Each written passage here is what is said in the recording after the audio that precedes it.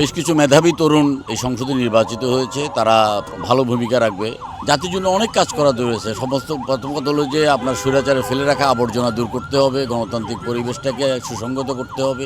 নতুন সংসদ অত্যন্ত প্রাণবদ্ধ হতে যাচ্ছে, জন আকাঙ্ক্ষার প্রতিফলন ঘটিয়ে নতুন সংসদ নতুন করে অগ্রযাত্রা শুরু করবে। আজ থেকে আমরা এটা আশা করছি। এই যে 17 বছর নির্বাচন হয়নি আপনারা বলছিলেন বারবার, তারপরে এবার নির্বাচনের পর আবার সংসদ গঠন হচ্ছে, জাতি গঠনে বা এই জাতির জন্য কি কাজ করা রয়েছে এখান থেকে যদি বলেন? জাতির জন্য অনেক কাজ করা রয়েছে। প্রথম কথা হলো যে আপনার স্বৈরাচারে ফেলে রাখা আবর্জনা দূর করতে হবে, গণতান্ত্রিক পরিবেশটাকে সুসংগত করতে হবে এবং জন আকাঙ্ক্ষার প্রতিফলন ঘটাতে হবে।